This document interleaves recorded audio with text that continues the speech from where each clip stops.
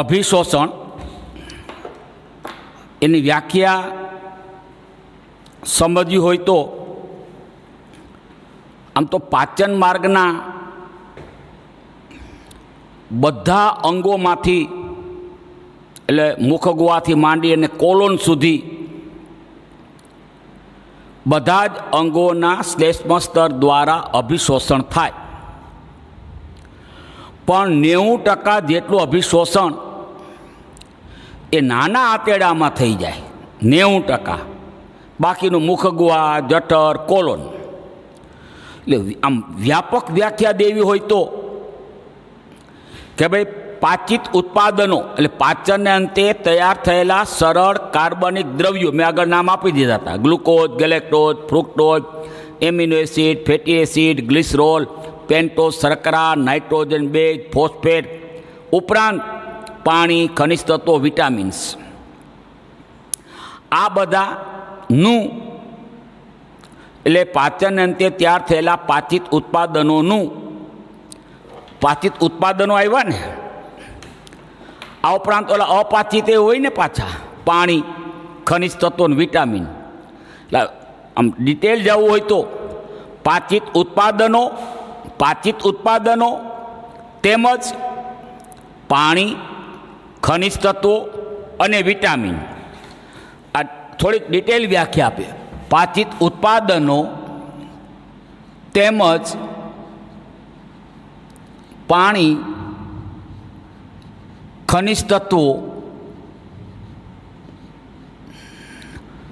અને વિટામિન. આ વ્યાપક પાચિત ઉત્પાદનો, કારણ કે પાણી, ખનિજ તત્વો, વિટામિનનું પાચન ન થાય ને એટલા માટે પાચિત ઉત્પાદનો તેમજ પાણી, ખનિજ તત્વો, વિટામિનનું પાચન માર્ગના શ્લેષ્મ સ્તરના એટલે અધિચ્છદના કોષો દ્વારા રુધિર અથવા લસિકામાં ભળવાની ક્રિયા. પણ તમે મર્યાદિત અર્થમાં લો તો માત્ર આવે નાનું આંતરડું, એટલે પાચિત ઉત્પાદનોનું તેમજ પાણી, ખનિજ તત્વો અને વિટામિનનું નાના આંતરડાના શ્લેષ્મ સ્તરના અધિચ્છદના કોષો દ્વારા રુધિર કે લસિકામાં ભળવાની ક્રિયા. આ મર્યાદિત, ઓલી વ્યાપક વ્યાખ્યા આપી. હવે હું પાચનમાં અભિશોષણમાં સમજાવું કે ભાઈ જોયું તમે કે 90% જેટલું અભિશોષણ નાના આંતરડામાં થાય, બાકીનું અભિશોષણ એ મુખગુહા, જઠર અને મોટું આંતરડું એટલે કોલોનમાં થાય. મુખગુહામાં ખાસ કરીને મુખગુહાની માહિતી આપું તો ખોરાકના કોઈ પાચિત ઉત્પાદનોનું શોષણ ન થાય, પણ કેટલીક દવાનું અભિશોષણ થાય. દાખલા તરીકે વિટામિન B12ની દવા, વિટામિન B12 જીભ નીચે રાખી દો, ઓગળી જાય. આ ઉપરાંત એટેક જ્યારે આવવાની સંભાવના લાગતી હોય ત્યારે હાર્ટ એટેકની દવા પણ જીભ નીચે રાખવામાં આવે છે. માત્ર દવા, કેટલીક દવા, બધીની નું અભિશોષણ જીભની નીચે આવેલું શ્લેષ્મ સ્તર, જીભની નીચે આવેલું એટલે મુખગુહાના તળિયાનું શ્લેષ્મ સ્તર એમ કહેતો ચાલે. જીભની નીચે આવેલું મુખગુહાના તળિયાનું શ્લેષ્મ સ્તર ના કોષો દ્વારા રુધિરમાં શોષાય, રુધિર લસિકામાં નહીં. નંબર 2, જઠરમાં અભિશોષણ તો જઠરના પાણી, સરળ શર્કરા એટલે ગ્લુકોઝ. તમને એમ થાય કે ન્યા ગ્લુકોઝ ક્યાંથી આવ્યો? જઠરમાં તો પ્રોટીનના પાચનની શરૂઆત થાય. પછી યાદ કરો, મુખગુહામાં ઓલું સ્ટાર્ચનું પાચન થાય માલ્ટોઝમાં. જ્યારે પાચન થયું હોય ત્યારે એમાંથી કેટલાક ગ્લુકોઝના અણુ પણ છૂટા પડી ગયા હોય. એટલે કે પાણી, સરળ શર્કરા એટલે ગ્લુકોઝ, એસ્પેરિન જેવી દવા અને આલ્કોહોલનું અભિશોષણ જઠરના શ્લેષબસ્તરના કોષો દ્વારા એ પણ રુધિરમાં, લસિકામાં નહીં. હું આવ્યો હવે મોટું આંતરડામાં કોલોન. મોટું આંતરડું એટલે કોલોન પર્ટિક્યુલર. કોલોનમાં ઓલું હોસ્ટ્રા મેં સમજાવ્યું તો હોસ્ટ્રા થેલી જેવી રચના. એટલે એ શું થાય? ફૂલી જાય, આમ વિસ્તૃત થઈ જાય. આપણે પેલી અમુક કપડાની થેલી આવે, આમ તમે દોરી ખેંચો એટલે ગળી પડી ગઈ, હોસ્ટ્રા થઈ ગયું. પણ એને ઉકેલી નાખો, વિસ્તૃત બની જાય. તો કોલોનમાં ઓલી હોસ્ટ્રા જેવી રચના હોય, થેલી જેવી. એને કારણે શું થાય? પાણીના અભિશોષણ માટેની સપાટી વિસ્તૃત બને. કોલોનમાં હોસ્ટ્રા જેવી રચના આવેલી છે, જે પાણીના અભિશોષણ માટેની વિસ્તૃત સપાટી બનાવે. હવે કોલોનમાં અપાચિત મળમાંથી પાણી, કેટલાક ખનિજ તત્વો અને કેટલીક દવાઓનું અભિશોષણ તેના એટલે કોલોનના શ્લેષબસ્તરના કોષો દ્વારા રુધિરમાં થાય. એટલે મુખગુહા, જઠર, કોલોનમાંથી શોષિત દ્રવ્યો તેના શ્લેષબસ્તરના કોષો દ્વારા રુધિરમાં ભળ્યા, લસિકામાં નહીં. એટલું યાદ રાખજો. એવું માનવામાં આવે છે કે અન્નમાર્ગમાં પાણીનું સૌથી વધારે અભિશોષણ, અન્નમાર્ગમાં પાણીનું સૌથી વધારે માત્રામાં અભિશોષણ એ કોલોનમાં થાય. મોટા આંતરડામાં સૌથી વધારે માત્રામાં અભિશોષણ થાય. હવે મારે નાના આંતરડામાં અભિશોષણ હવે લેવાનું રહ્યું. એ લેતા પહેલાં મારે તમને કેટલાક શબ્દોની સમજૂતી આપવાની છે. આપ જાણતા પણ હશો. કેટલાક શબ્દોની સમજૂતી આપું છું. એક આશ્રુતિ અને બીજું પ્રસરણ.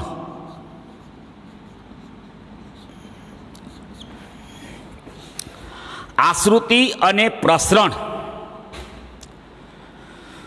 હવે સમજાવું આશ્રુતિ એટલે શું? અચ્છા, આપણે પટલના પ્રકારો. એક પ્રવેશશીલ પટલ, 2 અપ્રવેશશીલ પટલ, 3 અર્ધપ્રવેશશીલ પટલ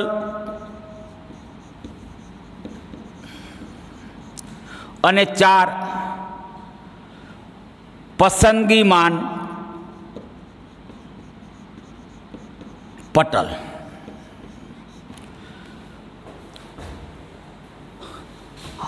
આપણે કોઈ એક દ્રાવણ બનાવીએ તો દ્રાવણમાં દ્રાવ્ય અને દ્રાવક આ બેના અણુ હોય. દ્રાવ્ય અને દ્રાવક. ખાંડનું દ્રાવણ છે તો પાણી છે એ દ્રાવક છે અને ખાંડ છે એ દ્રાવ્ય પદાર્થ છે. હવે સમજી લઈએ. પ્રવેશશીલ, પેલા અપ્રવેશશીલ પટલ.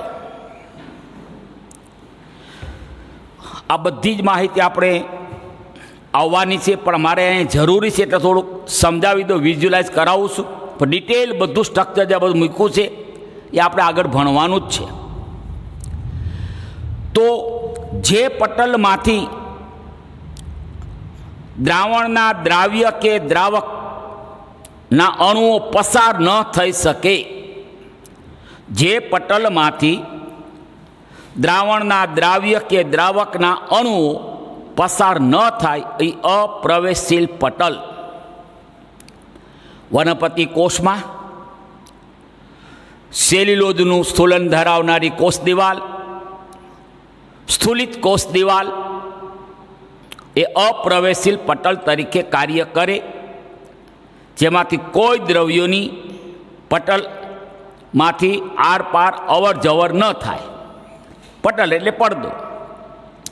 પ્રવેશશીલ પટલ તો જે પટલમાંથી દ્રાવ્ય અને દ્રાવક, જે પટલમાંથી દ્રાવ્ય અને દ્રાવક બંનેના અણુઓ પસાર થઈ જાય એ પ્રવેશશીલ પટલ. વનસ્પતિની સેલ્યુલોઝની બનેલી કોષ દિવાલ એ પ્રવેશશીલ પટલ તરીકે કાર્ય કરે. હવે તમને વનસ્પતિમાં દ્રાવણ કયું? કોષરસ એ દ્રાવણ કહેવાય, કારણ કે એમાં દ્રાવક તરીકે પાણી હોય અને દ્રાવ્ય પદાર્થમાં બધા જ ગ્લુકોઝ ને ગેલેક્ટોઝ ને ફ્રુક્ટોઝ ને ફેટી એસિડ ને આ બધા દ્રવ્યો ઓગળેલા છે. તો વનસ્પતિની સ્થૂલિત કોષ દિવાલ એ અપ્રવેશશીલ પટલ તરીકે વર્તે. સેલ્યુલોઝની કોષ દિવાલ એ પ્રવેશશીલ પટલ તરીકે વર્તે. આ એકેને ન જવા દે, આ બધાને જવા દે. અર્ધ પ્રવેશશીલ પટલ સેમી પરમેબલ મેમ્બ્રેન, જે પટલમાંથી માત્ર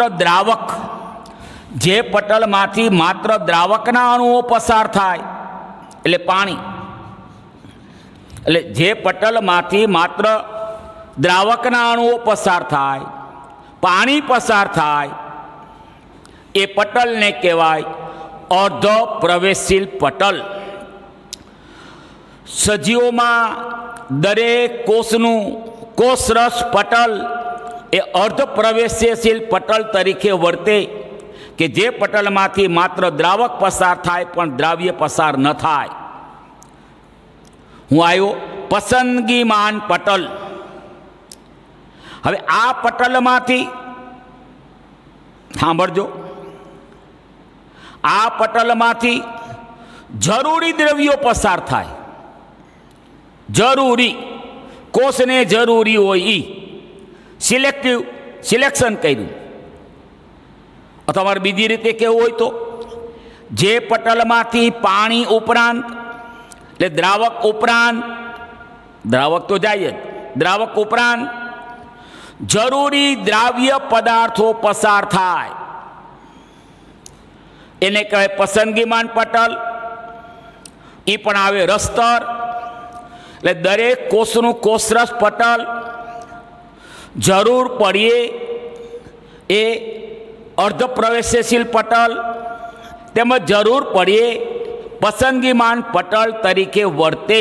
આમ સેલ મેમ્બ્રેન, કોષરસ પટલ એ બે કાર્ય કરે, અર્ધ પ્રવેશશીલ પટલ તેમજ પસંદગીમાન પટલ. આમ કહી શકાય કે પસંદગીમાન પટલમાંથી પાણી તો પસાર થાય જ, ઉપરાંત જરૂરી દ્રવ્યો પણ પસાર થાય, જરૂરી દ્રાવ્ય પદાર્થો. તો આને યાદ રાખજો, દ્રાવ્ય કે દ્રાવક પસાર ન થાય, અર્ધ પ્રવેશશીલ પટલ, દ્રાવ્ય બે પસાર થઈ જાય, પ્રવેશશીલ પટલ 50-50, અર્ધ પ્રવેશશીલ પટલ એટલે કે દ્રાવક પસાર થાય, દ્રાવ્ય પસાર ન થાય. પસંદગીમાનમાં દ્રાવક તો પસાર થાય, ઉપરાંત જરૂરી દ્રાવ્ય પદાર્થો પણ પસાર થાય.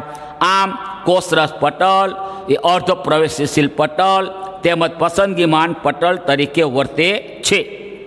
હવે હું આવ્યો આશ્રુતિ અને પ્રસરણ. બરાબર સમજી લેજો, આશ્રુતિ અને પ્રસરણ તમે કદાચ ભણ્યા હશો. આશ્રુતિની વ્યાખ્યા સાંભળજો બરાબર. આશ્રુતિ એટલે શું? દાખલા તરીકે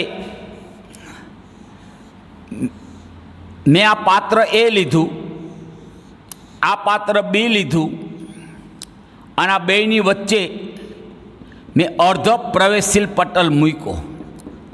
આ છે અર્ધ પ્રવેશશીલ પટલ.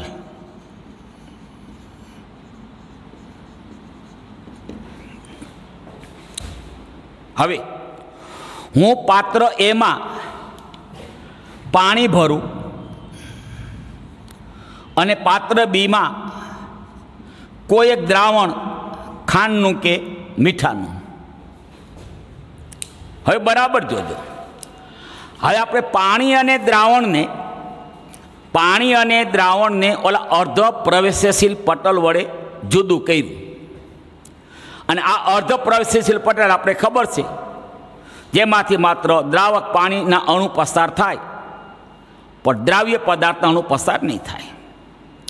બીજો શબ્દ, પાત્ર એટલે એમાં માત્ર પાણી જ છે, દ્રાવક જ છે, અને બીમાં દ્રાવણ છે, એમાં પાણી તો હોય જ.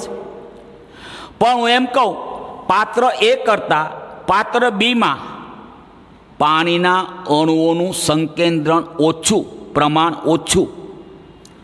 એટલે કે પાત્ર એમાં માત્ર પાણી જ છે, એટલે પાત્ર એમાં પાણીના અણુઓનું સંકેન્દ્રણ પાત્ર બીના દ્રાવણ કરતાં, એટલે પાત્ર બીના દ્રાવણના પાણીના અણુના સંકેન્દ્રણ કરતાં એમાં વધારે. અચ્છા, હવે પાણી છે એ પાણી આ પાત્ર એમાંથી પાત્ર બીમાં આવી જાય એટલે અર્ધ પ્રવેશશીલ પટલ દ્વારા તો વ્યાખ્યા અપાય. જોજો હવે આશ્રુતિ, પાણી અને દ્રાવણને અર્ધ પ્રવેશશીલ પટલ દ્વારા અલગ કરવામાં આવે તો પાણીમાંથી પાણીના અણુઓ અર્ધ પ્રવેશશીલ પટલમાંથી પસાર થઈ અને દ્રાવણમાં દાખલ થાય. હવે વિચાર કરો, અહીંયા અણુઓનું પ્રસરણ થયું.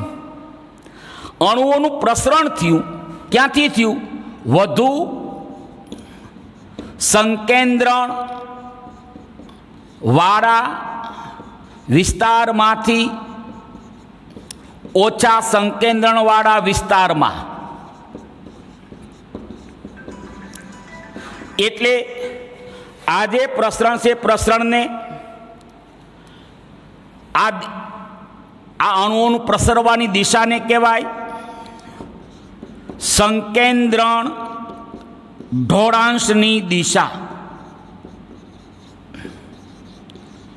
સમજાવું, ચોમાસામાં આપણે લપસી જવાય, લપસવું એટલે પ્રસરણની ક્રિયા. સાંભળજો, પણ કેમ લપસાય? ઊંચાણવાળા વિસ્તારમાંથી નીચાણવાળા વિસ્તારમાં લપસાય. આમ આપણે ડુંગર ઉપર ચડતા હોઈએ તો નીચે લપસીને પડીએ, કાંઈ ઉપર લપસીને ન પડાય. હવે જોજો, અહીંયા પાણીના અણુઓનું સ્થળાંતર કેવી રીતે થયું? વધુ સંકેન્દ્રણવાળા વિસ્તારમાંથી ઓછા સંકેન્દ્રણવાળા વિસ્તારમાં. એટલે અહીંયા પાણી વધારે હતું, એ પાત્રમાં પાણીના અણુઓનું સંકેન્દ્રણ વધારે હતું. પાત્ર બીમાં દ્રાવણ છે, એની દ્રાવણમાં રહેલા પાણીના અણુઓનું સંકેન્દ્રણ ઓછું હતું. આથી પાણીના અણુઓનું પ્રસરણ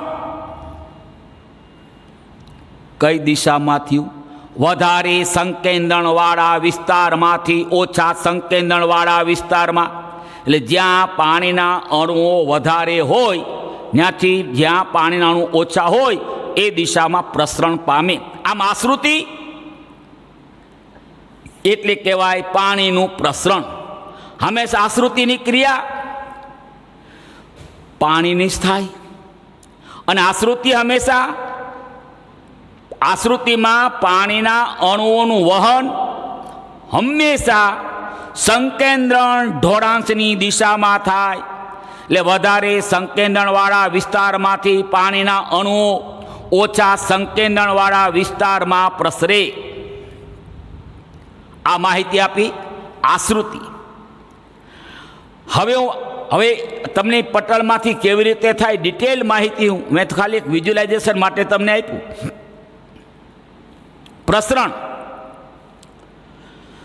હવે આશ્રુતિની હું એક બીજી વ્યાખ્યા આપું. દાખલા તરીકે પાત્ર આ એ છે અને પાત્ર બી, આ બંનેમાં દ્રાવણ છે.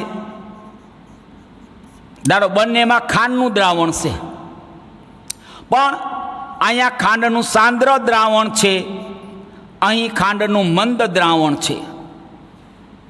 સોરી, અહીંયા ખાંડનું આ બાજુ લઉં, આ ખાંડનું મંદ દ્રાવણ લઉં, આમાં ખાંડનું સાંદ્ર દ્રાવણ લઉં. પહેલાં બરાબર સાંભળજો, આ બંને દ્રાવણની સાંદ્રતા ભિન્ન છે. બે ખાંડના દ્રાવણ છે.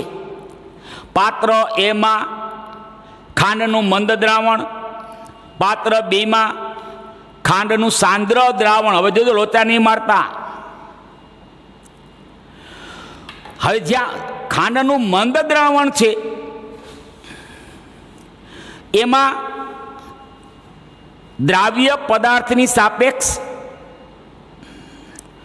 દ્રાવકની સાંદ્રતા વધારે હશે. આ મંદ દ્રાવણ, આ સાંદ્ર દ્રાવણ. સાંભળો, બંનેમાં દ્રાવ્ય પદાર્થના અણુ છે અને બંનેના દ્રાવક પાણીના અણુ પણ છે. પણ મંદ દ્રાવણમાં સાંદ્ર દ્રાવણ કરતાં દ્રાવ્ય પદાર્થના અણુઓનું સંકેન્દ્રણ ઓછું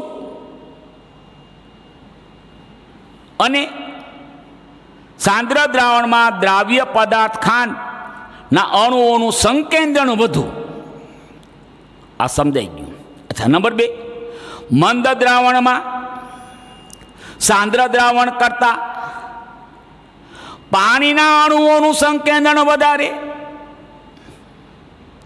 અને સાંદ્ર દ્રાવણમાં મંદ દ્રાવણ કરતાં પાણીના અણુઓનું સંકેન્દ્રણ ઓછું.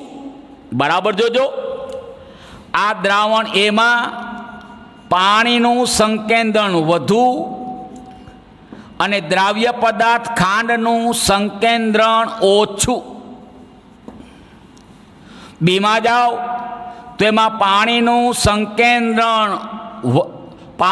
સંકેન્દ્રણ ઓછું અને ખાંડનું સંકેન્દ્રણ વધુ. સાંભળજો, હવે મને કહો કે આ એ અને બી આ બંને પાત્રોમાં કયા પાત્રમાં પાણીનું સંકેન્દ્રણ વધારે હશે? તો કે પાત્ર એમાં. તો પાણી કઈ દિશામાં પ્રસરે? જ્યાં પાણીનું સંકેન્દ્રણ વધારે હોય ત્યાંથી ઓછા તરફ જાય. અચ્છા, તો હું વ્યાખ્યા આશ્રુતિની બીજી આપું કે બે ભિન્ન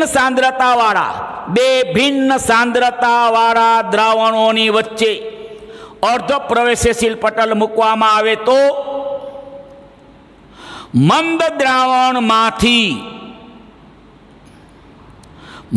દ્રાવણમાંથી એટલે કે જે દ્રાવણમાં પાણીના અણુઓનું સંકેન્દ્રણ વધારે હોય તે દ્રાવણમાંથી પાણીના અણુઓ અર્ધ પ્રવેશશીલ પટલમાંથી વધારે સાંદ્રતાવાળા દ્રાવણમાં જાય. એટલે કે જે દ્રાવણમાં પાણીના અણુઓનું સંકેન્દ્રણ ઓછું હોય ન્યા જાય. જોજો, બે ભિન્ન સાંદ્રતાવાળા દ્રાવણોની વચ્ચે અર્ધ પ્રવેશશીલ પટલ મૂકવામાં આવે તો ઓછી સાંદ્રતાવાળા દ્રાવણમાંથી પાણીના અણુઓ અર્ધ પ્રવેશશીલ પટલમાંથી વધારે સાંદ્રતાવાળા દ્રાવણમાં જાય. મંદ દ્રાવણમાંથી પાણી અર્ધ પ્રવેશશીલ પટલમાંથી સાંદ્ર દ્રાવણમાં ગયું. મંદ દ્રાવણમાંથી સાંદ્ર દ્રાવણમાં ગયું એટલે જે વિસ્તારમાં પાણીનું સંકેન્દ્રણ વધારે હતું ત્યાંથી ઓછા, જે વિસ્તારમાં પાણીનું સંકેન્દ્રણ ઓછું હોય ત્યાં પાણી ગયું. એટલે અહીંયા પણ પાણીનું પ્રસરણ કઈ દિશામાં થયું? સંકેન્દ્રણ ઢોળાંશની દિશામાં થયું. મેં 2 વ્યાખ્યા શ્રુતિની આપી. પાણી અને દ્રાવણની વચ્ચે અર્ધ પ્રવેશશીલ પટલ, બે ભિન્ન સાંદ્રતાવાળા દ્રાવણની વચ્ચે અર્ધ પ્રવેશશીલ પટલ.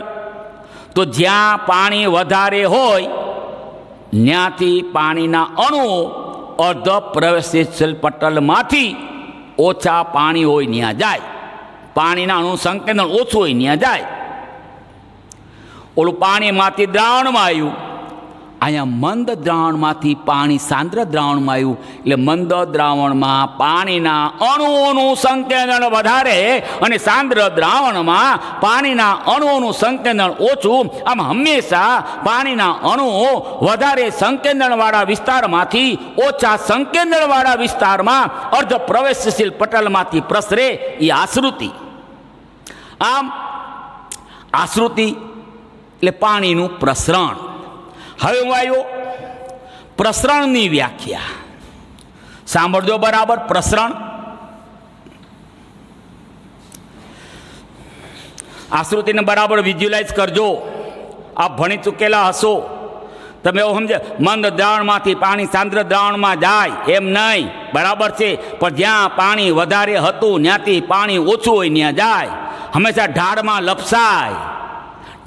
લપસાય. સંકેન્દ્રણ ઢોળાંની દિશામાં પાણીના અણુઓનું પ્રસરણ થાય. આવું યાદ રાખજો બરાબર. પ્રસરણ દાખલા તરીકે આ વિસ્તાર એ છે, આ વિસ્તાર બી છે. અહીંયા આ અણુઓનું સંકેન્દ્રણ વધારે છે, XYZ ઘન પ્રવાહી કહેવાયું. અહીંયા બી વિસ્તારમાં અણુઓનું સંકેન્દ્રણ ઓછું છે. પ્રસરણ એટલે શું? ઘન પ્રવાહી કહેવાયું.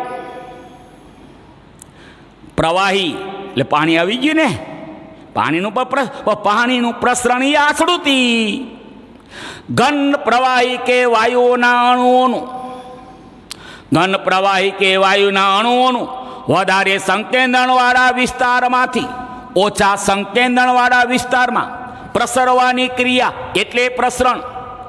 ઘન પ્રવાહી કે વાયુના અણુઓનું વધારે સંકેન્દ્રણવાળા વિસ્તારમાંથી ઓછા સંકેન્દ્રણવાળા વિસ્તારમાં પ્રસરવાની ક્રિયા એટલે પ્રસરણ. પણ પાણીનું પ્રસરણ એટલે આશ્રુતિનો ડિટેલ અભ્યાસ અત્યારે નહીં કરાવું. આપણે ભણશું યુનિટ નંબર 2માં આવે છે. યુનિટ નંબર 3 કોષ રચનાની અંદર. હવે ઘન દાખલા તરીકે ઓક્સિજનનું પ્રસરણ થાય, વાયુ CO2નું પ્રસરણ, વાયુ ઘન પદાર્થોમાં glucose, galactose, fructose, amino acid, fatty એસિડનું પ્રસરણ. હવે આશ્રુતિ પ્રસરણની દિશા પણ કઈ થઈ? સંકેન્દ્રણ ઢોળાંચની દિશા. આમ આશ્રુતિ અને પ્રસરણ હંમેશા સંકેન્દ્રણ ઢોળાંચની દિશામાં થાય. ઘન પ્રવાહી કે વાયુઓના અણુઓનું વધારે સંકેન્દ્રણવાળા વિસ્તારમાંથી ઓછા સંકેન્દ્રણવાળા વિસ્તારમાં ગતિ કરવાની ક્રિયા પ્રસરણ. હવે મારે જે માહિતી લેવાની છે સમજાવું. દાખલા તરીકે આ અન્નમાર્ગનું પોલાણ છે, આ ઓલા શ્લેષબસ્તરના કોષો છે, સમજી લેજો. અને કોષોની આસપાસ આ રુધિર કેશિકાઓ, એમાં રુધિર છે. અથવા ભણી ગયા છે નાના આંતરડામાં પયસ્વીની આ લસિકા વાહિની છે, એમાં લસિકા છે. હવે આ પાચન માર્ગમાં આ બધા જ ઓલા પાચિત ઉત્પાદનો તૈયાર છે. ઉપરાંત પાણી, ખનિજ તત્વો, વિટામિન. પાચિત ઉત્પાદનો વત્તા પાણી, ખનિજ તત્વો, વિટામિન. હવે અભિશોષણ કેમ થાય? આ ઓલા નાના આંતરડાના શ્લેષબસ્તરના કોષનું આ કોષરસ પટલ છે. આ અણુ કોષરસ પટલમાંથી વહન પામ્યા, પટલમાંથી, અને કોષમાં ગયા. ત્યાંથી પાછા ફરી કોષના કોષરસ પટલમાંથી વહન પામ્યા અને રુધિર કેશિકા કે લસિકા વાહિનીની દિવાલમાંથી વહન પામ્યા. પછી રુધિર કે લસિકામાં ગયા. તો અભિશોષણની ક્રિયામાં પાચિત ઉત્પાદનો, પાણી ઉપરાંત પાણી, ખનિજ તત્વો, વિટામિન ને ક્યાંથી વહન થવું પડ્યું?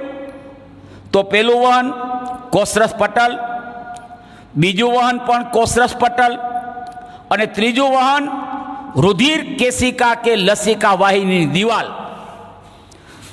હા, ઓલા પાચન માર્ગના પોલાણમાંથી પાચિત ઉત્પાદનો, પાણી, ખનિજ તત્વો, વિટામિન, આ બધા શ્લેષબસ્તરના કોષના કોષરસ પટલ એટલે કોષરસ પટલમાંથી પસાર થઈ શ્લેષબસ્તરના કોષમાં ગયા. પાછા પાછળના કોષરસ પટલમાંથી પસાર થયા, રુધિર કેશિકા કે લસિકા વાહિનીની દિવાલમાંથી પણ પસાર થયા અને પછી રુધિર કે લસિકામાં ભળ્યા. તો હવે અહીંયા આવ્યું આ રુધિર કેશિકા અને લસિકા વાહિની સમજાવું.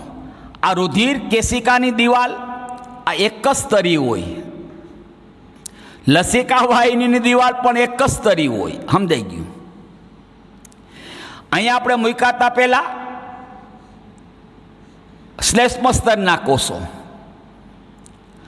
તો આ રુધિર કેશિકાની દિવાલ, લસિકા વાહિનીની દિવાલ, એ દિવાલ એટલે કે એ દિવાલના કોષનું રસ્તર. તો હવે વિચાર કરજો, આપણે અન્નમાર્ગના પોલાણમાંથી રુધિર કેશિકા અને લસિકાના પોલાણમાં ગયા ત્યારે બે કોષોના રસ્તરમાંથી દ્રવ્યો પસાર થયા. એક શ્લેષ્મ સ્તરના કોષનું રસ્તર, રુધિર કેશિકા અને લસિકા વાહિનીની દિવાલના કોષનું રસ્તર. કારણ એક જ સ્તરી હોય દિવાલે. હવે પ્રશ્ન આવ્યો, રસ્તરમાંથી વહન.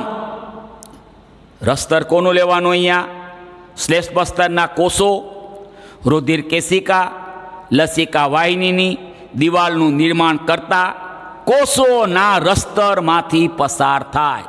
તો હવે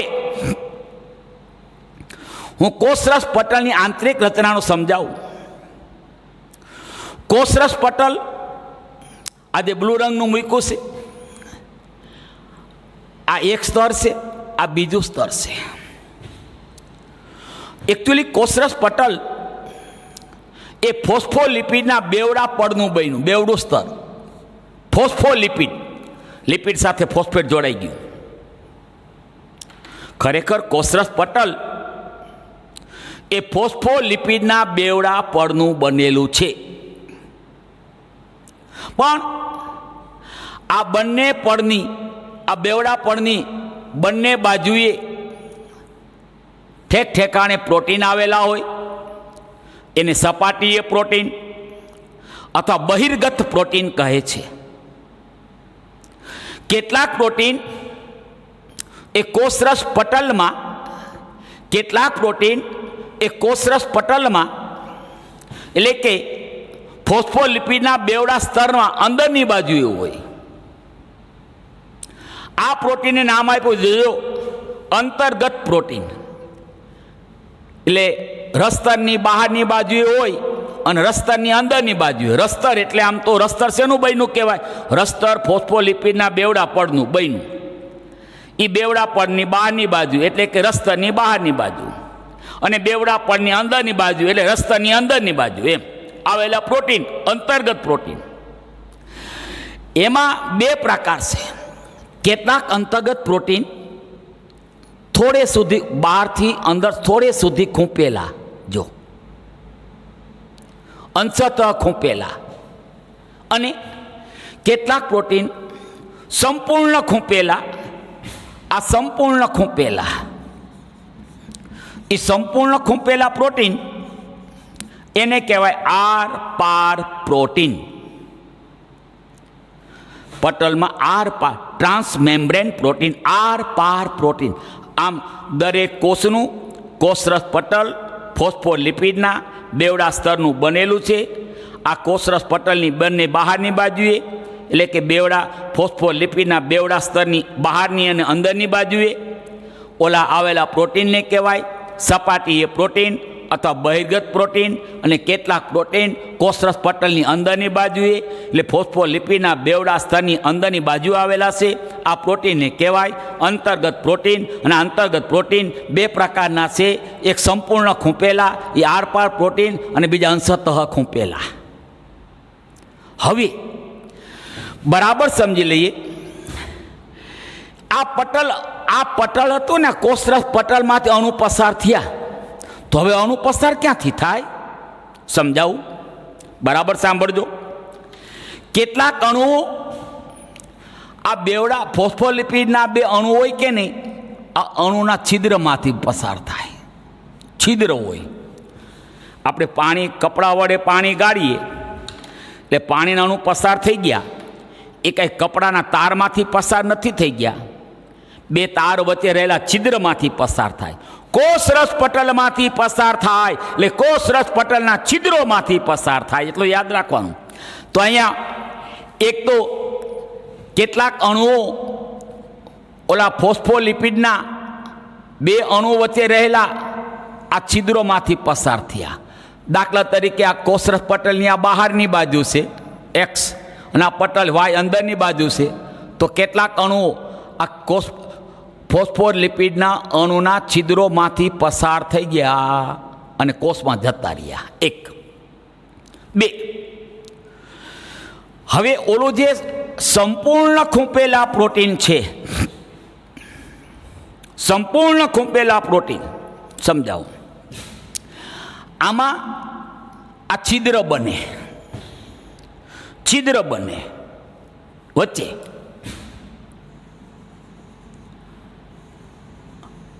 અને આ છિદ્રમાંથી ઓલા અણુઓ વહન પામ્યા.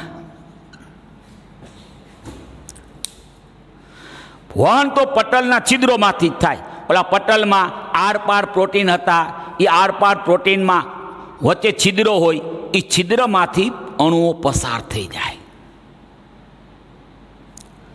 રેડી થયું? કેટલાક પ્રોટીન એ વાહક પ્રોટીન તરીકે કાર્ય કરે. વાહક, વાહક પ્રોટીન સમજાવું.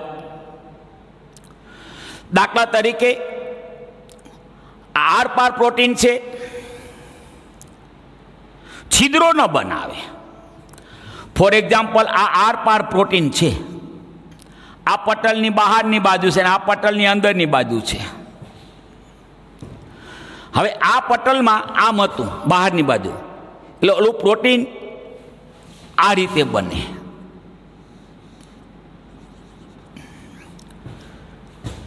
છિદ્ર નથી બનાવતો અણુ, પણ એ અણુ બહારથી અણુ એ ઓલા આરપાર પ્રોટીન સાથે જોડાઈ ગયું. પછી હવે આમ થઈ જાય. દાખલા તરીકે આ પ્રોટીન હતું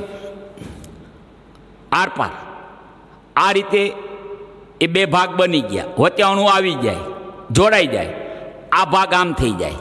વહનનો સમજાઈ ગયું? આમ આ રીતે વાહક પ્રોટીન.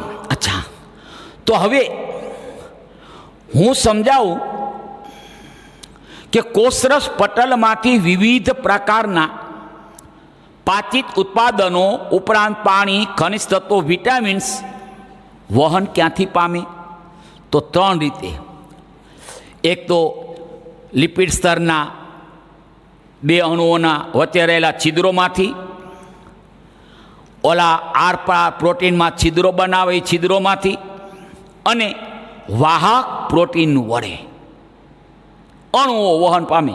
થોડુંક સમજાયું છે, ડિટેલ સ્ટ્રક્ચર આપણે આમાં બહુ આવે છે, થોડુંક વિઝ્યુઅલાઇઝ કરાયું.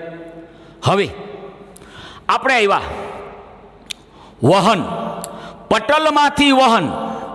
પટલમાંથી વહન એટલે યાદ રાખજો, લિપિડના અણુનું છિદ્ર, આરપાર પ્રોટીનનું છિદ્ર અને વાહક પ્રોટીન દ્વારા વહન બે રીતે થાય. પ્રસરણ કે વહન. એક નિષ્ક્રિય વહન, બીજું સક્રિય વહન. નિષ્ક્રિય વહન, આ ક્રિયા સંકેન્દ્રણ ઢોળાંશની દિશામાં થાય.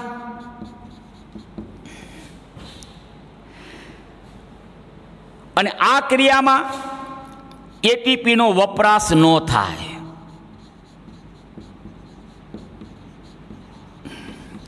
દાખલા તરીકે ડુંગર ઉપરથી પથ્થર ગબડતો ગબડતો નીચે આવ્યો. આ ગબડવાની ક્રિયા એ ઢોળાંશની દિશામાં થઈ, શક્તિને આપવાની જરૂર નથી પડી. નિષ્ક્રિય વહન તો જે અણુઓનું કોષરસ પટલમાંથી સંકેન્દ્રણ ઢોળાંસની દિશામાં વહન થાય દિશામાં, ત્યારે એના વહનમાં શક્તિનો વપરાશ ન થાય તો આ પ્રકારના વહનને કહેવાય નિષ્ક્રિય વહન. રેડી? હું આવ્યો સક્રિય વહન. હવે તમારે એ પથ્થરને તળેટીમાંથી ડુંગર ઉપર લઈ જવો છે, એટલે કેવી ક્રિયા થઈ? સંકેન્દ્રણ ઢોળાંસની વિરુદ્ધ દિશામાં થઈ. આથી આ ક્રિયામાં શક્તિનો વપરાશ થાય તો સક્રિય વહન. અહીં અણુઓનું કોષરસ પટલમાંથી સંકેન્દ્રણ ઢોળાંસની વિરુદ્ધ દિશામાં વહન થાય, એટલા માટે એના વહનમાં એટીપીનો ઉપયોગ થાય. આપણા બાળપણને યાદ કરો, લપસણી લપસતા હતા. એ લપસણીમાં જે લપસતા હતા ત્યારે એ ક્રિયા ઢોળાંસની દિશામાં થઈ, શક્તિનો વપરાશ ન થયો. પણ લપસણીમાં ઉપર ચડવું હોય તો ઢોળાંસની વિરુદ્ધ દિશામાં થઈ ક્રિયા, એમાં થોડીક બળ કરવું પડે, શક્તિ આપવી પડે. આ માહિતી આપી. નિષ્ક્રિય વહન એટલે કે જે અણુઓનું કોષરસ પટલમાંથી સંકેન્દ્રણ ઢોળાંસની દિશામાં વહન થાય અને આ વહનમાં એટીપીનો વપરાશ ન થાય, એ ક્રિયાને કહેવાય સક્રિય વહન.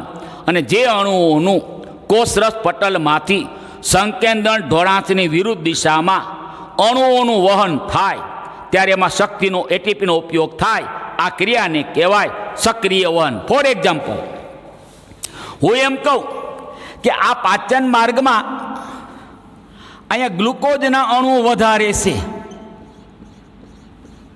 ગ્લુકોઝ, એની સાપેક્ષ આ કોષમાં ગ્લુકોઝના અણુ ઓછા છે. હવે સમજો બરાબર આઈડિયા આવ્યો? ઓલા પાચન માર્ગના પોલાણમાં ગ્લુકોઝના અણુનું સંકેન્દ્રણ વધારે છે અને શ્લેષ્મસ્તરના કોષોમાં ગ્લુકોઝના અણુનું સંકેન્દ્રણ ઓછું છે. આથી આ ગ્લુકોઝના અણુઓ પોલાણમાંથી કોષમાં ગયા પટલમાં થઈને કયું વહન? નિષ્ક્રિય વહન, સંકેન્દ્રણ ઢોળાંસની દિશા. એથી ઊંધું લઉં કે ફોર એક્ઝામ્પલ, આ કોષમાં ગ્લુકોઝના અણુનું સંકેન્દ્રણ વધારે છે અને પાચન માર્ગના પોલાણમાં ગ્લુકોઝ અણુનું સંકેન્દ્રણ ઓછું છે, છતાં ગ્લુકોઝ હવે અંદર જશે. જો પાચન માર્ગના પોલાણમાં ગ્લુકોઝના અણુનું સંકેન્દ્રણ ઓછું હોય અને ઓલા શ્લેષ્મસ્તરના કોષોમાં ગ્લુકોઝના અણુનું સંકેન્દ્રણ વધારે હોય તો આ ગ્લુકોઝના અણુઓ ઓલા શ્લેષ્મસ્તરના કોષરસ પટલમાંથી સંકેન્દ્રણ ઢોળાંસની વિરુદ્ધ દિશામાં પ્રસરણ પામે ત્યારે શક્તિની જરૂર પડે. બરાબર સાંભળજો. રેડી થઈ ગયું? હવે આના બે પ્રકાર છે, સાદું પ્રસરણ અને સાનુકૂલિત પ્રસરણ. સાદું પ્રસરણ, આ બેમાં કોમન માહિતી આપી. શું કે ભાઈ આ બંને ક્રિયા ઢોળાંસની દિશામાં થાય ને એટીપીનો વપરાશ ન થાય. તો ડિફરન્સ શું? સાદું પ્રસરણ મોટે ભાગે આ લિપિડના અણુઓના છિદ્રો દ્વારા થાય. અણુઓનું સાદું પ્રસરણ, એમાં પણ શક્તિનો વપરાશ ન થાય એટીપીનો, અને આ ક્રિયા ઢોળાંસની દિશામાં જ થાય. સાનુકૂલિત પ્રસરણ સાંભળજો બરાબર. સાનુકૂલિત પ્રસરણ પટલમાં આવેલા પ્રોટીન દ્વારા, એટલે વાહક પ્રોટીન દ્વારા થાય. સાનુકૂલિત પ્રસરણ વાહક પ્રોટીન, ઓલો લિપિડ સ્તર વાહક પ્રોટીન દ્વારા થાય. આ ક્રિયા પણ ઢોળાંસની વિરુદ્ધ દિશામાં એટીપીનો વપરાશ ન થાય. અચ્છા, હવે આ બેમાં સામાન્ય કેટલું?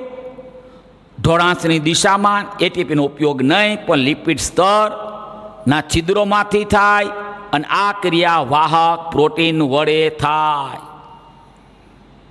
પાણી અને પાણીમાં દ્રાવ્ય અણુનું શોષણ આ રીતે થાય. સક્રિય વહન, એ સક્રિય વહન અને સાનુકૂલિત પ્રસરણ લગભગ એક બાબતમાં કોમન છે. આ ક્રિયા પણ પટલમાં આવેલા પ્રોટીન દ્વારા થાય. સાનુકૂલિત વાહક પ્રોટીન વડે. સાનુકૂલિત પ્રસરણ, સક્રિય વહન, આ બેમાં સામ્યતા છે.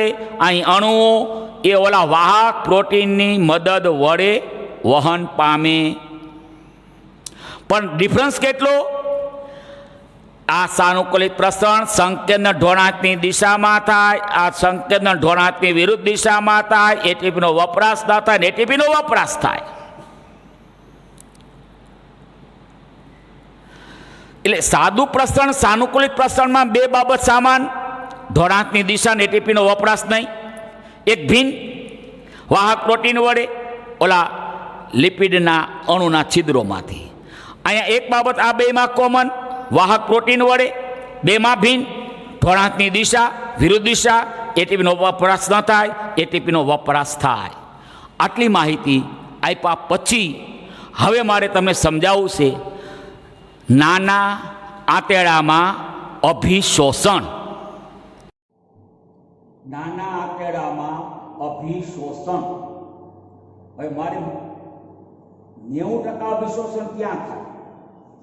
પરફેક્ટ વ્યાખ્યા આપ્યું અભિશોષણની તો પાર્થિવ ઉત્પાદનો તેમજ પાણી, ખનિજ તત્વો અને વિટામિનોનું નાના આંતરડાના શ્લેષ્મ સ્તરના કોષો, એટલે યાદ હોય તો સૂક્ષ્મ રસાંકુરો ધરાવતા એન્ટેરોસાઇટ કોષો, નાના આંતરડાના શ્લેષ્મ સ્તરના અધિચ્છદ કોષ એટલે સૂક્ષ્મ રસાંકુરો ધરાવતા એન્ટેરોસાઇટ કોષો દ્વારા, એટલે પ્રત્યુષી કોષો દ્વારા રુધિર કે લસિકામાં ભળવાની ક્રિયા.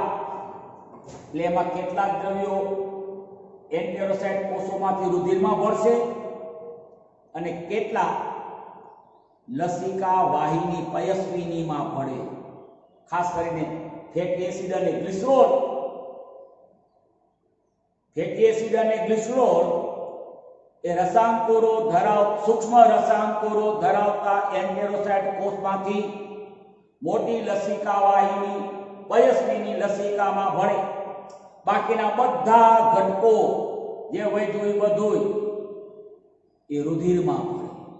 હવે યાદ કરો, રુધિરમાં જે ઘટકો ભળી ગયા ફેટી એસિડ ગ્લિસરોલ સિવાયના, એટલે glucose, galactose, fructose, amino acid, પાણી, વિટામિન્સ, ખનિજ તત્વો, એ બધું રુધિરમાં ભળે.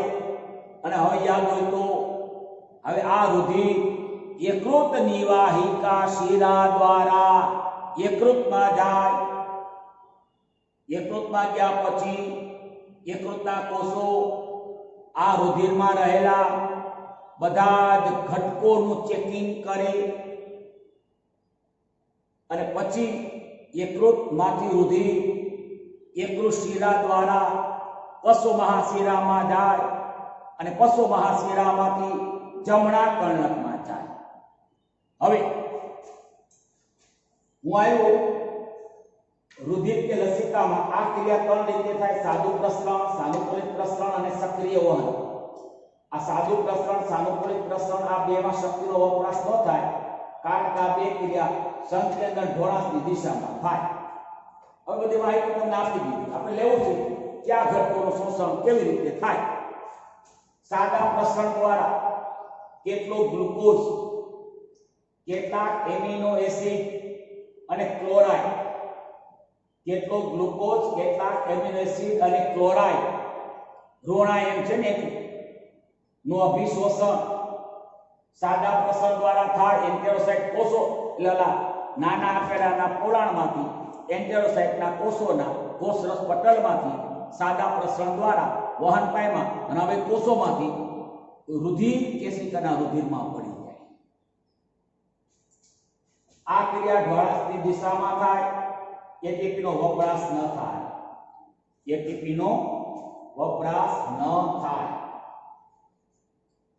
સાનુકૂલિત પ્રસરણ, આ ક્રિયા એન્ટેરોસાઇટ સૂક્ષ્મ રસાંકુરો ધરાવતા એન્ટેરોસાઇટના કોષરસ પટલમાં આવેલા વાહક પ્રોટીન વડે થાય. આ ક્રિયા ઢોળાંકની દિશામાં થાય. તેમાં પણ એટીપીનો વપરાશ ન થાય. હવે બધો જ ફ્રુક્ટોઝ. હવે આમાં જો આ સાદો પ્રશ્ન એટલે કે આનો મીનિંગ એ થયો કે નાના આંતરડાના પોલાણમાં આ ગ્લુકોઝ ને એમિનો એસિડ ને ક્લોરાઇડ નું સંકેન્દ્ર વધારે હોય અને એન્ટેરોસાઇટ કોષમાં ઓછું હોય એ સાદું પ્રશ્ન. હવે આમાં એવું થાય કે બધો જ ફ્રુક્ટોઝ, કેટલાક એમિનો એસિડ અને કેટલો ગ્લુકોઝ આંતરડાના નાના આંતરડાના પોલાણમાં એનું સંકેન્દ્ર વધારે હોય અને સૂક્ષ્મ રસાયણકોષો ધરાવતા એન્ટેરોસાઇટ કોષમાં એનું સંકેન્દ્ર ઓછું હોય. એટલે સંકેન્દ્ર ધોરણની દિશામાં એકનો ઉપયોગ કર્યા વિના વાહક પ્રોટીન. હવે ખાસ મેં તમને આ બ્લુ રંગનું જે આપ્યું છે આટલી માહિતી આ કોષરસ પટલ છે. એ પટલમાં આ બ્લેક રંગ મૂક્યો છે એ વાહક પ્રોટીન છે.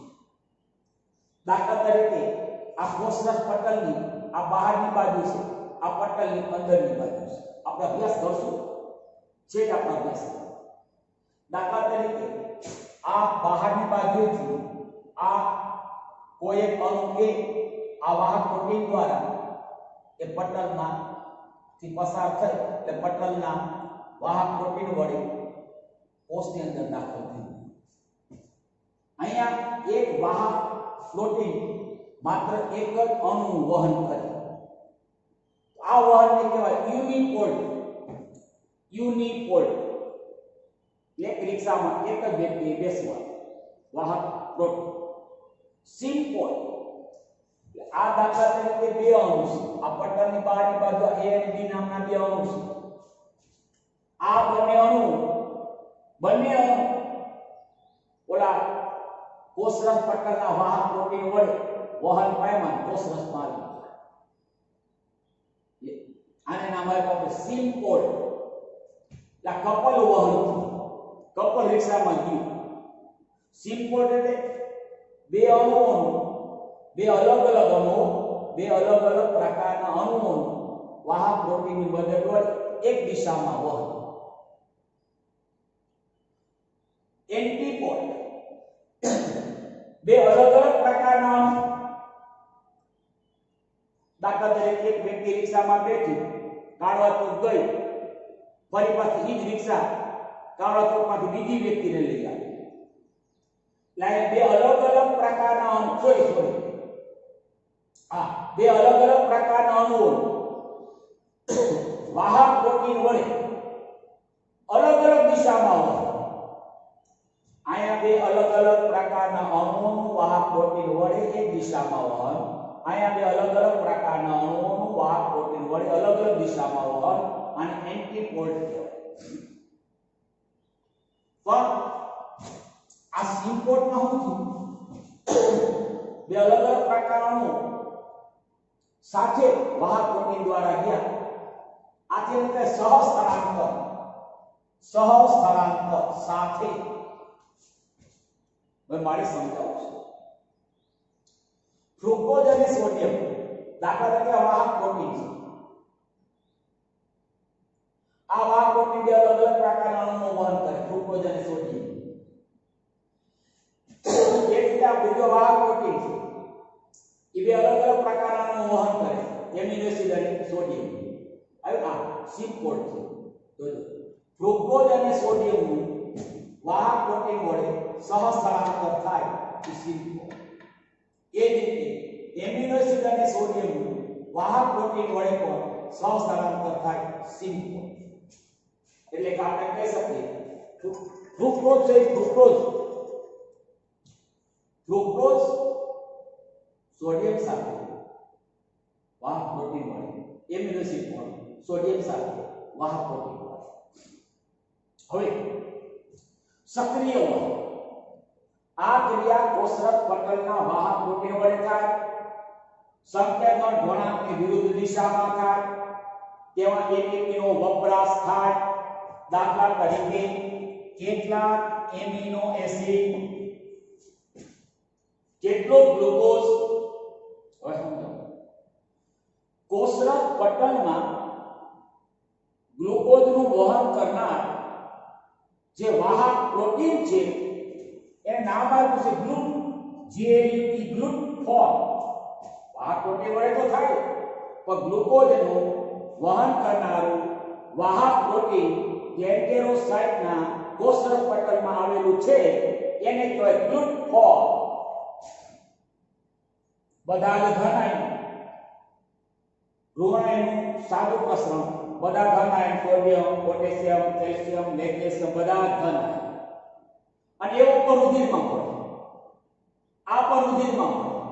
એટલે કે આ સાદા પ્રસરણ, સાનુકૂલિત પ્રસરણ, સક્રિય વહન દ્વારા એન્ટેરોસાઇટ એટલે સુપરસંકુરો ધરાવતા એન્ટેરોસાઇટના કોષોમાં આ સાદા પ્રસરણ, સાનુકૂલિત પ્રસરણ, સક્રિય વહન દ્વારા ગયેલા બધા ઘટકો રુધિરમાં ભળે. હવે આવ્યો આશ્રુતિ, એ પણ રુધિરમાં ભળશે. પાણીનું અભિશોષણ એ આશ્રુતિ દ્વારા થાય. આ ક્રિયા પણ જોડાંકની દિશામાં થાય, એમાં એપિકનો વપરાશ ન થાય, એ પણ રુધિરમાં ભળે. પાકી ચરબી સિવાયની બધા ઘટકો સૂક્ષ્મ રસાયણો ધરાવતા એન્ટેરોસાઇટ કોષમાંથી રુધિરમાં ભળે.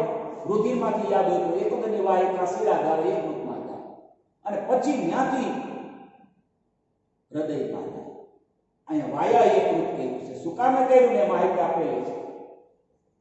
ચરબીનો અભિશોષણ પણ તમારી પપ્પા આપ્યું છે, હું એ રીતે કરાવું છું, પછી મારી રીતે થોડું કરાવીશ.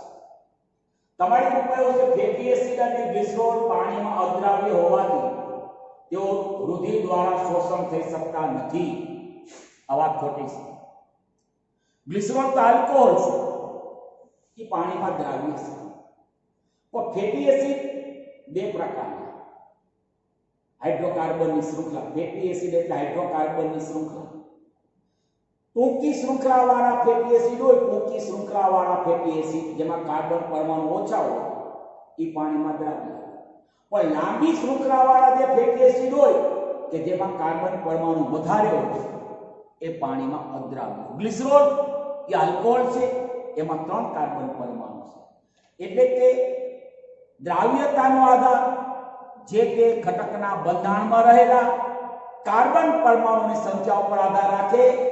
એટલે કે ટૂંકી શૃંખલાવાળા ફેટી એસિડ અને ગ્લિસરોલમાં કાર્બન પરમાણુ ઓછા, આથી પાણીમાં દ્રાવ્ય. પણ લાંબી શૃંખલાવાળા ફેટી એસિડ પાણીમાં અદ્રાવ્ય. અને મોનોગ્લિસરાઇડ એટલે ફેટી એસિડ એક અણુ, ગ્લિસરોલ એક અણુ, બે સંયોજન થઈ ગયું ને એટલે એમાં કાર્બન પરમાણુ વધી ગયા, એટલે પાણીમાં અદ્રાવ્ય. તો લાંબી શૃંખલાવાળા ફેટી એસિડ યાદ રાખજો બરાબર. લાંબી શૃંખલાવાળા ફેટી એસિડ અને મોનોગ્લિસરાઇડ એ પાણીમાં અદ્રાવ્ય છે. તો તમારી બુકમાં આવું આપ્યું છે. હવે સૌપ્રથમ ફેટી એસિડ અને ગ્લિસરોલ સાથે ઓલા પિત્તરસના અકાર્બનિક પિત્તક્ષારો સંયોજાય અને નાના નાના બિંદુઓ બનાવે.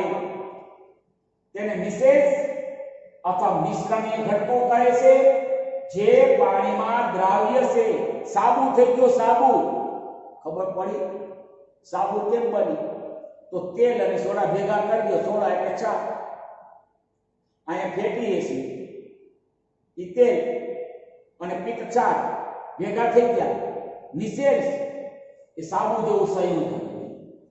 એટલે ફેટી એસિડ અને ગ્લિસરોલ સાથે પિત્તક્ષારો અકાર્બનિક પિત્તક્ષારો સંયોજાય, નાના નાના આપણે સાબુ જેવા બિંદુઓ બને. તેને મિસેલ્સ અથવા મિશ્રણીય ઘટકો કહે. અને પાણીમાં દ્રાવ્ય, સાબુ પાણીમાં દ્રાવ્ય, તેલ પાણીમાં દ્રાવ્ય, તેલના ચાર ભેગા થઈ ગયા, થઈ ગયું મિસેલ્સ. હવે આ મિસેલ્સનું શોષણ કોણ કરે? તો સૂક્ષ્મ રસાયણકોષો ધરાવતા એન્ટેરોસાઇટ કોષ. કોષમાં મિસેલ્સ ગયા.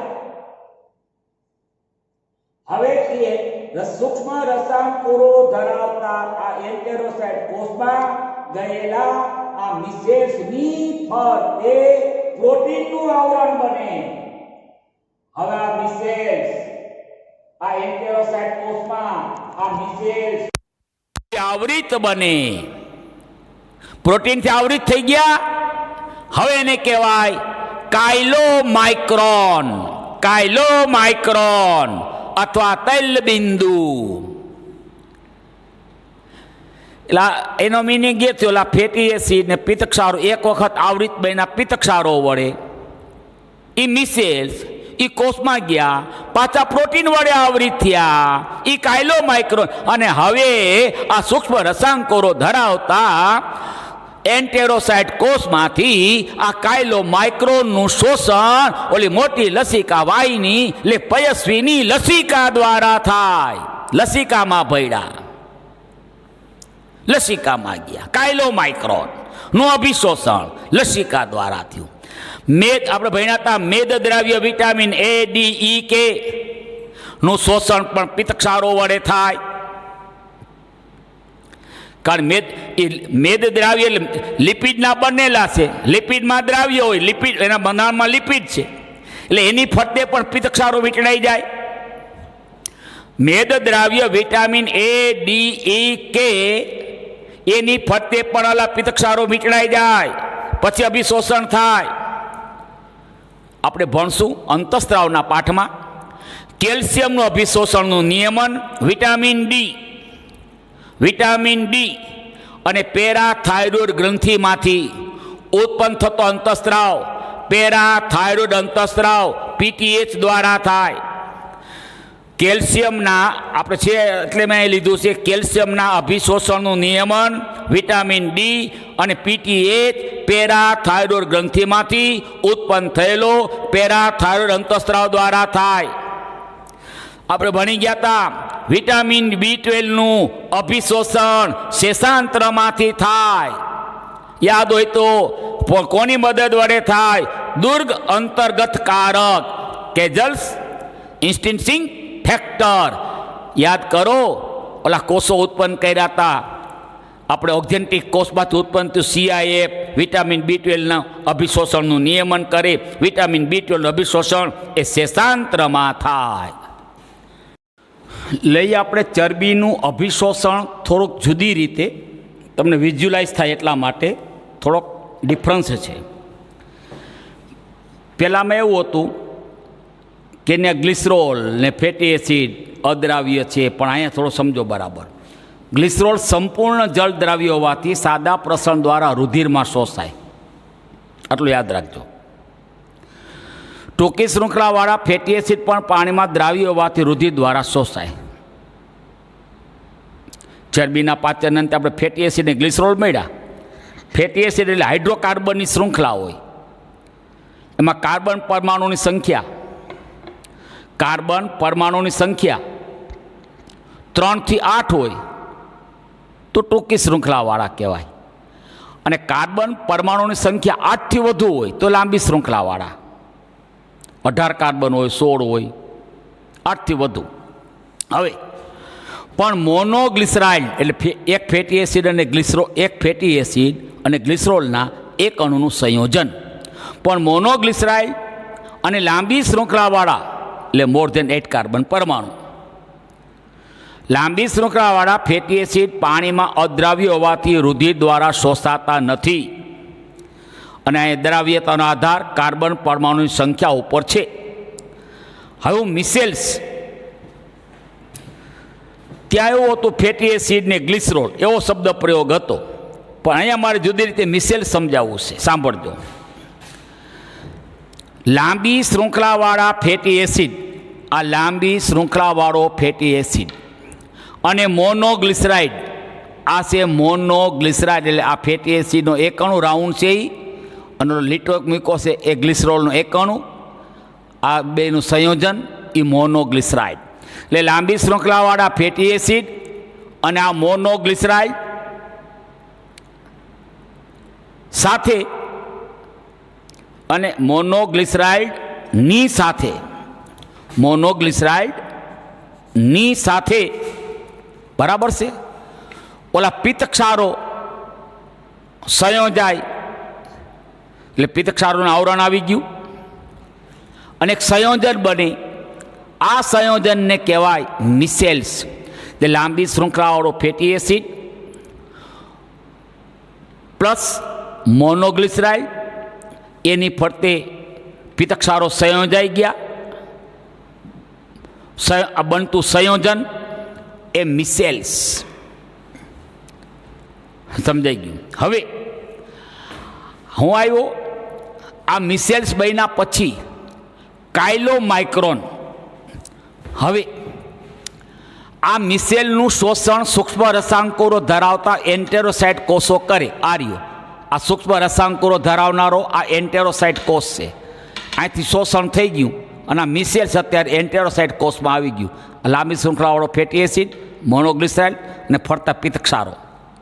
હવે આ એન્ટેરોસાઇટ કોષમાં જોજો, હવે ઓલા મિસેલ્સ ઓલા પિત્તક્ષારો નીકળી જાય, પિત્તક્ષારો દૂર થઈ જાય. એન્ટેરોસાઇટ કોષમાં આ પિત્તક્ષારનું આવરણ દૂર થઈ ગયું એટલે ફેટી એસિડ, આ ફેટી એસિડ અને આ ગ્લિસરોલ એ છૂટા પડી ગયા. જો આ ફેટી એસિડ ને ગ્લિસરોલ સાંભળો, એ તમને અહીં લખ્યું નથી. એન્ટેરોસાઇટ કોષમાં ફેટી એસિડ અને મોનોગ્લિસરાઇડ જોડાય ટ્રાયગ્લિસરાઇડ બનાવે. એટલે ન લેવું તમે, આ મોનોગ્લિસરાઇડ તો હતું, ભેગા બીજા બે ફેટી એસિડ આવી જાય ટ્રાયગ્લિસરાઇડ થઈ જાય. એટલે આમાં મોનોગ્લિસરાઇડ સાથે ફેટી એસિડ જોડાઈ ગયા. ઓલા મિસેલ્સ દૂર થઈ જશે. મિસેલ્સ દૂર થઈ ગયા પછી મોનોગ્લિસરાઇડ સાથે ફેટી એસિડના બીજા બે અણુ જોડાઈ જાય, બની ગયું ટીજી ટ્રાયગ્લિસરાઇડ. આર્યું દાખલા તરીકે આ ફેટી એસિડના 3 અણુ રાઉન્ડ છે, આ લીટો છે એ ગ્લિસરોલ. એટલે દાખલા તરીકે હું એમ કહું આ મોનોગ્લિસરાઇડ હતા, આ મોનોગ્લિસરાઇડની સાથે ઓલા ફેટી એસિડના બીજા બે અણુ જોડાઈ ગયા, આ બની ગયું ટીજી. ટીજી બની ગયા પછી એની ફરતે પ્રોટીનનું આવરણ બને. હવે આ ટીજીની ફરતે પ્રોટીન આવરણ બનતું સંયોજન ઈ કાયલોમાઇક્રોન. ટીજીની ફરતે પ્રોટીનનું આવરણ બન્યું સૂક્ષ્મ રસાંકુરો ધરાવતા એન્ટેરોસાઇટ કોષમાં, બની ગયું કાયલોમાઇક્રોન. અને હવે કાયલોમાઇક્રોનનું શોષણ, આ કાયલોમાઇક્રોન બન્યું એનું અભિશોષણ શેમાં થાય? પયસ્વીમાં. પયસ્વીમાં અભિશોષણ થઈ જશે. રેડી? લસિકા વાહિનીમાં હવે ક્યાં જાય? ત્યાંથી સમજાવું. આપણી જમણી બાજુના બધા જ અંગોનું લસિકાનું વહન કરનારી લસિકા વાહિનીઓ જોડાય અને એક જમણી લસિકા નલિકા બનાવે, અને ડાબી બાજુના બધા જ અંગોની લસિકા વાહિનીઓ જોડાય અને ડાબી લસિકા નલિકા બનાવે. અને આ લસિકા નલિકા, જમણી લસિકા નલિકા એ આપણે શિરા છે, અધોક્ષક શિરામાં ખુલે, અને ડાબી લસિકા નલિકા એ ડાબી અધોક્ષક શિરામાં ખુલે. એટલે ટૂંકમાં શું થયું? એ બધું લસિકા છેલ્લે અધોક્ષક શિરાના રુધિરમાં ભળી ગયું. આમ છેલ્લે લસિકા રુધિરમાં ભળી ગયું એટલે ઓલો કાયલોમાઇક્રોન જે હતા એ કાયલોમાઇક્રોન પણ હવે છેલ્લે રુધિરમાં ભળી ગયા. હવે આપણે વિનાશક એનિમિયા થવાનું કારણ વિટામિન B12ની ઉણપ. આપણે ઓલું CIF છે એટલે મારે ઉલ્લેખ કરવો પડે કે વિટામિન B12નું અભિશોષણ શેષાંતરમાં દુર્ગ અંતર્ગત કારક વડે થાય. એ કારક ન હોય તો વિટામિન B12નું અભિશોષણ ન થાય, તો વિટામિન B12ની ઉણપ સર્જાઈ જાય. આ ઉણપને કારણે વિનાશક એનિમિયા થાય. એમાં શું થાય? તો આપણા રક્તકણો કોષ કેન્દ્ર વિનાના હોય, એને બદલે રક્તકણો કોષ કેન્દ્ર યુક્ત બને. કોષ કેન્દ્ર યુક્ત બને તો એમાં હિમોગ્લોબિન વિનાના થાય, HB વિનાના. રક્તકણો કોષ કેન્દ્ર યુક્ત HB વિનાના બને અને અપરિપક્વ બને. આને કહેવાય વિનાશક એનિમિયા.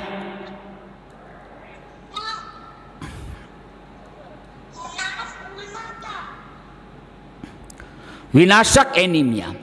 હું આવ્યો મેક્રોસાઇટિક એનિમિયા. મેક્રો મોટા કદના અનિયમિત આકારના. થવાનું કારણ વિટામિન ઈ ટોકોફેરોલની ઉણપ. એમાં રક્તકણો હિમોગ્લોબિન વિનાના બને, મોટા કદના બને. મોટા કદના હિમોગ્લોબિન વિનાના એનું વિઘટન થઈ જાય, મેક્રોસાઇટિક.